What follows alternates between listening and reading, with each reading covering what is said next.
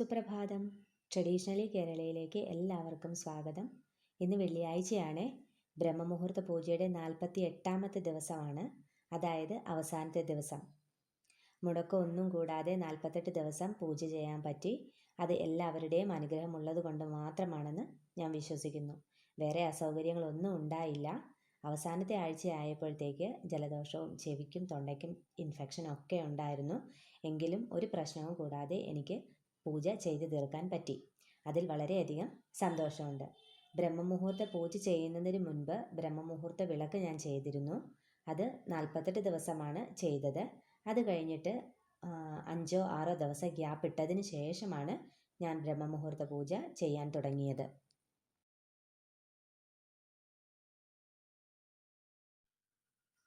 ഇന്ന് വെള്ളിയാഴ്ച ആയതുകൊണ്ട് തന്നെ വിളക്കും പൂജാപാത്രങ്ങളും എല്ലാം ഇന്നലെ തന്നെ കഴുകി വെച്ചിട്ടുണ്ടായിരുന്നു.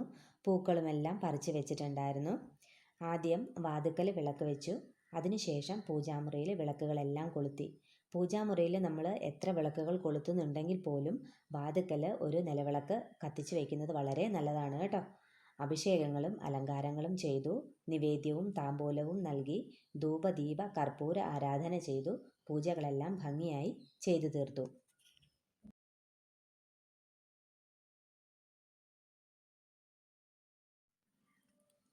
ഞാൻ ബ്രഹ്മമുഹൂർത്ത പൂജ ചെയ്തത് എല്ലാവർക്കും കൂടിയാണ് കേട്ടോ.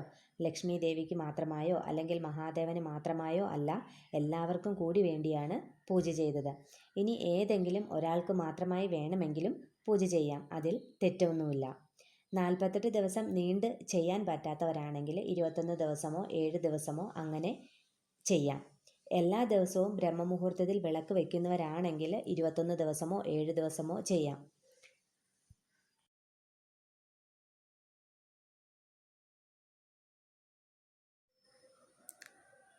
ബ്രഹ്മമുഹൂർത്തത്തിൽ വിളക്ക് വയ്ക്കാത്തവരാണെങ്കിൽ, അല്ലെങ്കിൽ ആദ്യമായിട്ടാണ് ബ്രഹ്മമുഹൂർത്ത പൂജ ചെയ്ത് തുടങ്ങാമെന്ന് വിചാരിക്കുന്നവരാണെങ്കിൽ ഒരു 48 ദിവസം ചെയ്തു തുടങ്ങുന്നത് നല്ലതായിരിക്കും. ബ്രഹ്മമുഹൂർത്ത പൂജയ്ക്ക് വേറെ നിബന്ധനകളൊന്നും തന്നെയില്ല. നമ്മുടെ ജീവിതം എങ്ങനെയാണ് മുന്നോട്ട് പോകുന്നത് അതുപോലെ തന്നെ പോട്ടെ. പ്രത്യേകിച്ച് വ്രതമോ കാര്യങ്ങളോ ഒന്നും തന്നെയില്ല.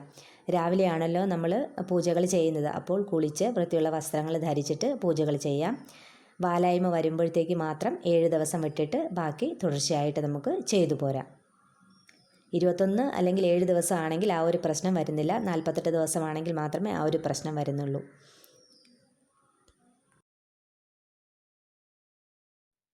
എന്തായാലും എല്ലാവരുടെ അനുഗ്രഹം കൊണ്ട് എനിക്ക് 48 ദിവസം വേറെ തടസ്സങ്ങളൊന്നും കൂടാതെ ചെയ്തു തീർക്കാൻ പറ്റി.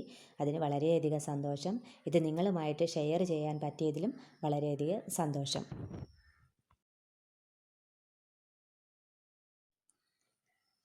അപ്പോൾ ഇത്രയാണ് ഇന്നത്തെ കുഞ്ഞു വീഡിയോയിലെ വിശേഷങ്ങൾ.